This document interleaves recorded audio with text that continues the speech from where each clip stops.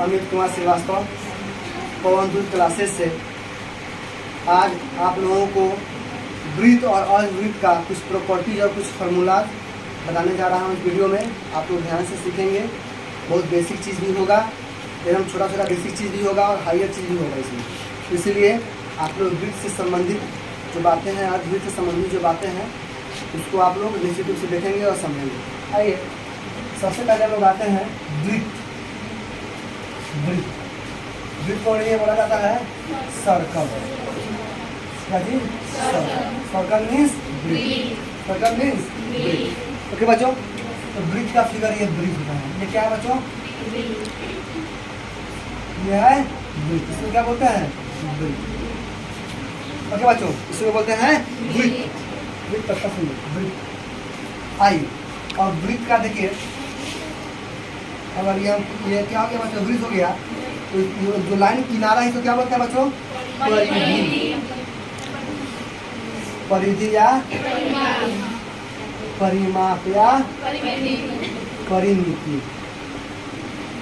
Okay बच्चों, इसे बोलते हैं परिधि, परिमाप या परिमिति।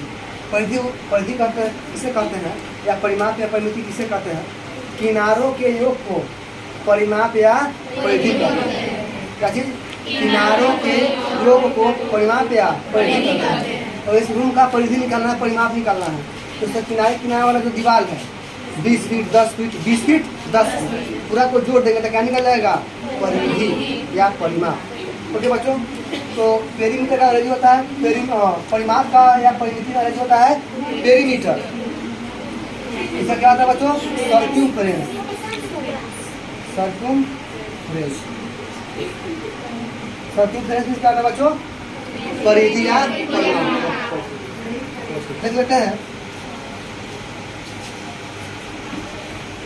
इसके अंदर जो है, इसके अंदर जो है, इसको क्या बोलते हैं बच्चों?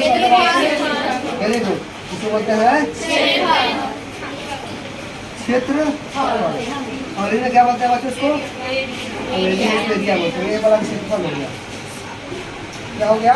क्षेत्रफल हो गया। और अब हम लोग क्या करते हैं? क्वेश्चन बना लेते हैं, सभी वृत्त का क्षेत्रफल, वृत्त का परिधि निकाल लेते हैं, लेकिन क्षेत्रफल नहीं निकालते हैं। ओके बच्चों, हम लोग को परिधि और क्षेत्रफल समझ में आया क्या होता है? फॉर्मूला बाद में सीखेंगे, पहले हम लोग इसको सीखेंगे कि परिधि क्या होता है और क्षेत्रफल क्या होता है। ओके बच्चों, आइए हम आगे चलते हैं फॉर्मूला की तरफ। आइए, ये वृत्त का क्षेत्रफल क्या होता है पहले बताइए। आप लोगों को पता है? वृत्त का क्षेत्रफल क्या होता है? Pi r square. Pi r square, ये पता है आप लोगों को? वृत्त का क्षेत्रफल क्या होता है बच्चों? पाई आर स्क्वायर। अब आर बराबर क्या होता है बता सकते हैं आप लोग? तो आर जानने से पहले हम लोग क्या जाने हैं कि आर होता क्या है। हम लोग बच्चों आर के बारे में अब पढ़ते हैं कि आर होता क्या है। देखिए, ये क्या बच्चों? ये वृत्त है। ये क्या है? क्या बोलते हैं? क्या है ये? वृत्त के बीचों बीच रहे, इसे क्या बोलेंगे?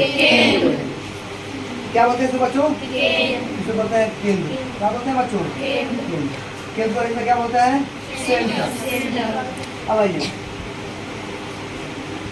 अब केंद्र से जो होकर गुजरती उसे क्या बोलते हैं? केंद्र से होकर गुजरने वाली रेखा को व्यास। तो क्या कहलाएगा बच्चों? व्यास। व्यास को बोलते हैं डायमीटर। और शॉर्टकट में क्या बोलते हैं इसको बच्चों? डी। क्या बोलते हैं?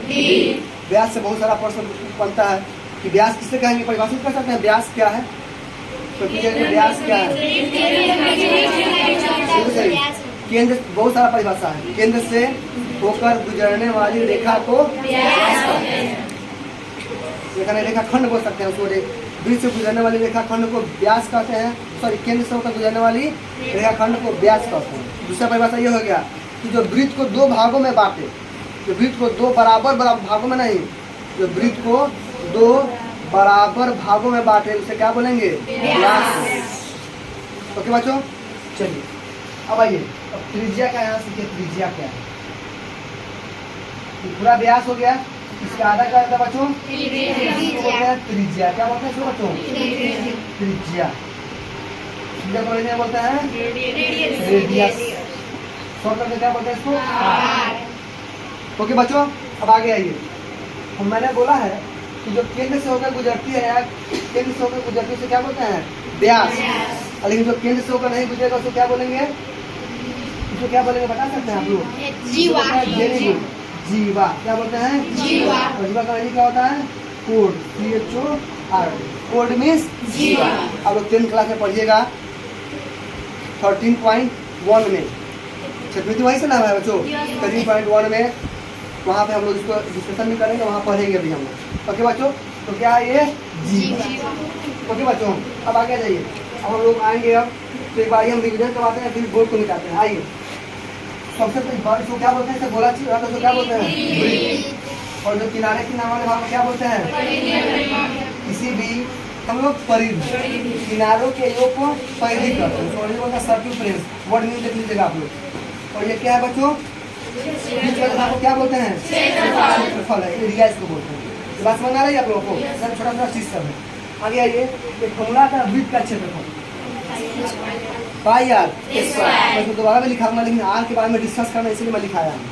तो वृत्त का क्षेत्रफल क्या होता है बच्चों? पाई आर स्क्वायर। अब देखिए बीच वाले भाग को क्या बोलते हैं?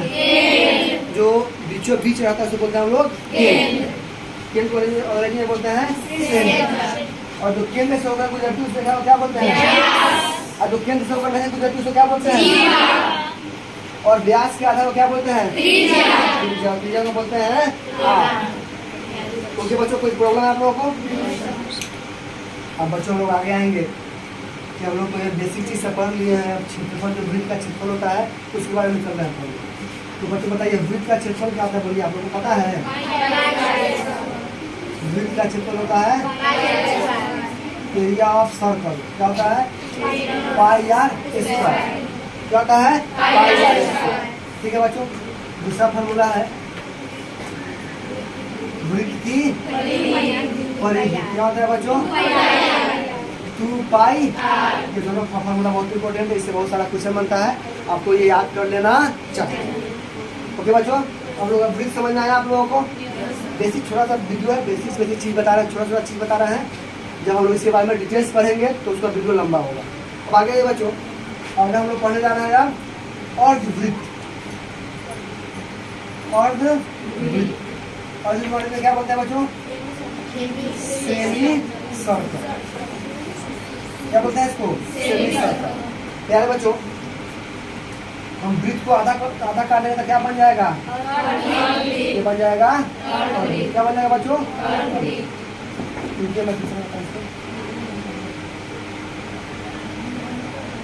क्या हो गया? ये अर्धवृत्त। क्या हो गया? इसमें क्या हो गया? ये केंद्र। तो ये बीच वाला भाग क्या हो गया? क्षेत्रफल। मतलब ये अर्धवृत्त का क्षेत्रफल क्या होता है बताइए, बता सकते हैं आप लोग? अर्धवृत्त का क्षेत्रफल होता है, देखिए पाई आर स्क्वायर वृत्त का क्षेत्रफल है, तो इसका आधा कर दीजिएगा तो 1/2। तो 1/2 पाई आर स्क्वायर। ओके बच्चों, अब आइए एक बहुत शानदार क्वेश्चन है, ये 90% लोग फेल हो जाते हैं इसको बताने में। इसको कॉन्सेप्ट क्लियर नहीं है, मैं आपको कॉन्सेप्ट क्लियर करके बताऊंगा।